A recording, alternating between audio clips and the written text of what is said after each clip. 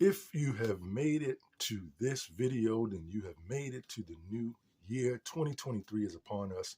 You are alive. You are always well. I don't have to ask. Thank you for tuning in. I quickly want to come on and speak with you about a topic involving narcissistic abuse, of course, right? I am your guy, Mr. No Narc Sense. And in 2023, there will be no Narc Sense, period, right? We're getting over it. We're getting it behind us. We're moving forward in ways that we have not done before in a long time, at least. Before I move any further, I want you to take a look at this, right? You know, this is a candle, right? It's a candle, of course, right?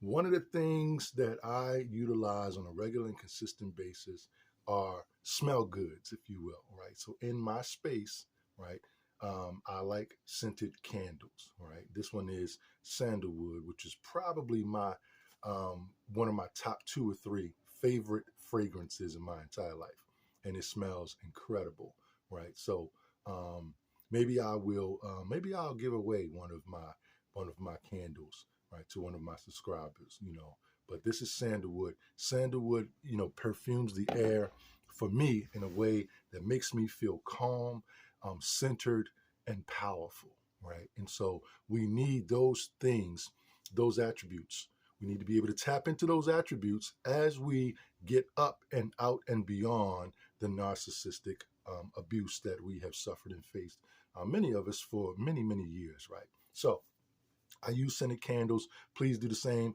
I use music, right? I was listening to a lot of music today, you know, New Year's, going into this whole, you know, new year, if you will. And just, you know, always music has always been a friend of mine as well. So listen to your songs, right? Allow them to be cathartic. Allow these songs to allow you to tap into feelings and emotions and get those emotions out, right? They're, you know, just song music is what it is, right? It's empowering, it's enlightening. You know how to do it. But candles and music are definitely 2 of my best friends, if you will. Quickly, I want to talk with you about the narcissistic or toxic individuals, and how they just give you thousands upon thousands of opportunities, right, in life, to just give them a quizzical look of something like that, right? Like it's like, you know, you're talking to them, you know how it goes. I'm sure that if you've if you've been in this narcissistic abuse cycle for any period of time, your, you know, toxic or abusive individual has given you plenty of opportunity where you just had to look at them like,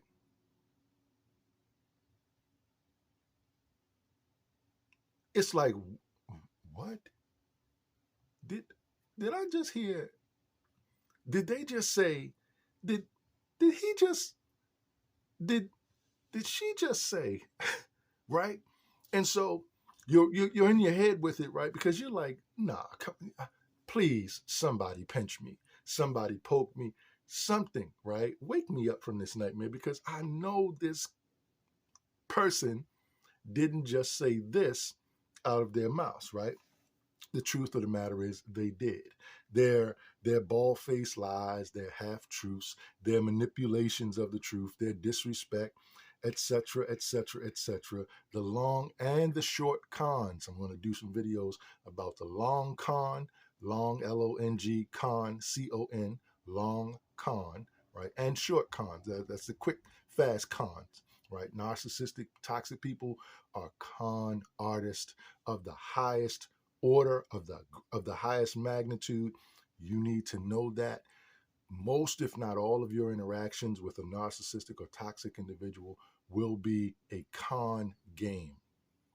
You will always, or almost always, be on the receiving end of a con, right? A con, right? A get over, right? It'll be a long con or a short con, but you will definitely find yourself getting conned, right? Hopefully it's a short con and you can wake up and realize it and move on, because the long con at times, comes to you through long-term relationships, 2 years, 5 years, 8 years, 10, 15 years, marriage even, right? And you realize that this person, you wake up one day and you realize that this person has essentially disrespected and not liked you very much since day one, although they have professed to love you every day, every opportunity that they get. That's the con game. That's the con game. So, the topic that I want to really extract is narcissistic exploitation. Narcissistic exploitation. What is exploitation, right? Exploitation is basically being taken advantage of, or someone taking advantage of you, right? Based on something that you need to do naturally. Something that you need to do naturally. Okay. So, for example, most people like to drink water. Most people like to drink water, right?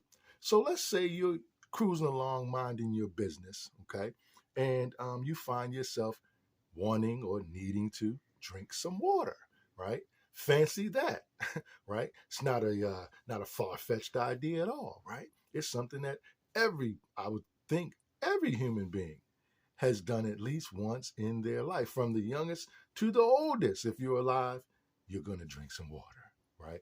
Okay, so you're going along in your life, and you find yourself needing to drink some water, and there's a narcissistic person, a toxic, you know, con artist type of individual, right? Who's in the way, and they have some water, right? They're in the path. They're just down the roadway here, and they have what you want. Heck, this is more than want. This is need, right? If you don't have enough water, you can actually die, right? You can die faster from not having water than not having food. Of course, we know this now, right? So this narcissistic individual is the bearer, the holder of water. Okay, and so because it's a narcissistic, toxic individual who's bearing the water, right? You don't know this yet. You don't know this yet. But because it's a toxic, narcissistic, abusive, predatory individual who's holding this water that you want and need, they put it upon themselves, put it in their minds that, you know what, everybody who comes to me to get water, and I know it's going to be a lot of people to do it, I'm going to put a little bit of a laxative in there, or some a little bit of a medication that'll give people a headache, a little bit of something that'll cause people to have indigestion or upset stomach, or just otherwise feeling the blahs for a little while, right? And I'm gonna sit back and I'm just gonna have a good old time. Have a good old time laughing at this, right? Watching people suffer, right? Watching people suffer. They'll never put it together that it was something in the water. And they definitely won't put it together that I put it there, that I did it, right? Now, believe it or not, this is how sadistic narcissistic people get down in life. This is how they conduct themselves. They do it all the time. Why? Why do they do it? Because to them, it means that they are in control of you. It empowers them. They feel a serious sense of supply, narcissistic supply, and empowerment, right? By doing things like this to people, right? Completely unbeknownst to you, right? You just want some water. You just want some water. And so you come upon this narcissistic individual who, like I said, is the bearer of water. Maybe, they're out on the street selling, water. Hope I don't kill anybody's business next summer. Out there selling water, people doing what they got to do.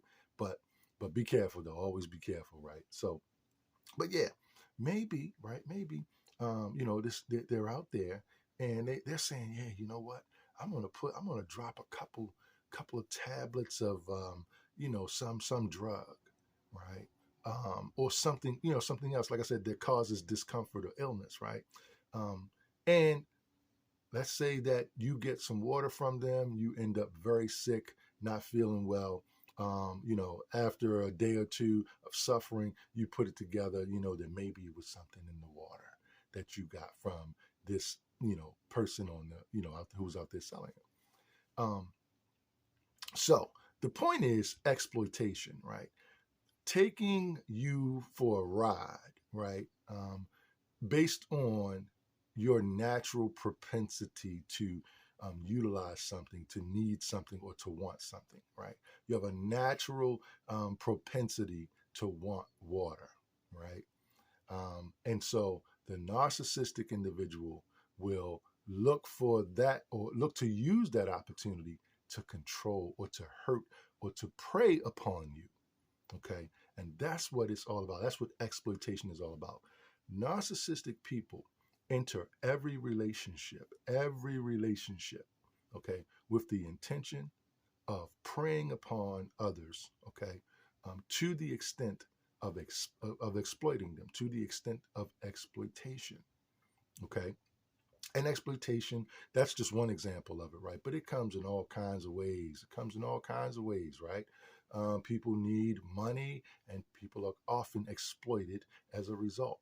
People need food and other resources and housing and whatnot, right? You name it. Anything that you naturally need, that you naturally rely upon, that gives you a sense of safety, because people need attachment. They need to be able to bond with other people, right? But that can be exploited. That natural desire to bond with others, right? To even, if you might even go so far as to call it love, right? But that can be exploited when you're dealing with a toxic individual. Those things that come naturally to all people, or at least most people, right, can be utilized to control and harm you if you're not aware of what's going on, or maybe you find out or figure it out too late, right? So narcissistic exploitation is a very, very real thing, and it actually comes from one of the criterion, right, that is utilized or offered up rather, through the DSM-5, which is kind of the Bible, as we know, for psychological disorders and whatnot, right? But that exploitativeness, right, that need to exploit things and take advantage of situations for their own selfish gain, right? And so when you apply this idea on a wide scale, you can see that people that we call racists, right? People that we call racists, whom exploit other groups. By and large, one group exploits others, right? Because this group relies on or needs to rely on, the other group, usually the more dominant, group, who has more resources for those resources, right? And as a result, they're destroyed, right? And so, and that this goes into, I don't want to get into it here, but this goes into another kind of a theory of mine that hasn't been explored enough around narcissism and racism. I've often said that I don't necessarily believe in racism anymore, because I know narcissism so well, and I think that maybe narcissism is collective racism, right? Or yeah, narcissism is collective racism, or racism rather. I said it backwards. Racism is collective, narcissism, right? And if we can figure out what to do about narcissists, which we kind of have, right, then it also tells us what we need to do about racists and racism, right? And it's a pretty simple argument, pretty simple issue to kind of conquer, really. But you have to call it by what it is. You can't continue to call it racism, because you're going to expect something other than what it gives you, right? And that's what kind of keeps you holding on. Same as when you're in a relationship with a narcissist, right? You learn to expect way other than what this person is capable of giving you, right? They're going to exploit you. They're going to exploit you. They're going to find a reason. They're going to find a way to take advantage of you, to utilize your need for whatever resources, or what have you, a connection that you have with them, to harm you, right? They have to be in control of you. Okay, and that control is usually extremely harmful and detrimental to you. It does not allow you the freedom to grow and develop and to be who or what you want to be, and that is always harmful. The narcissistic individual wants to play God in that way. The narcissistic individual wants to play God in that way, and trust and believe me, this narcissistic individual is the farthest thing from God, right? The farthest thing from God. So be careful not to worship it. Be careful not to worship it, right? So, as always, I wish you peace going into, the 2023 season, right? It is upon us, right? Be grateful. Be grateful that you have your life. Be grateful that you have health and a healthy mind and a spirit that is indomitable, right? To the degree that you can assimilate information and knowledge about what you've been through and what you, for some of us, still going through, right? For some of us still going through, um, in order to affect the greatest, most powerful change in your life against narcissistic abuse and suffering, right? Go forth today, you survivor, you. Go forth today, you survivor, you. All right. That's what I got for you this time around, right? As always, beware and be aware. Peace.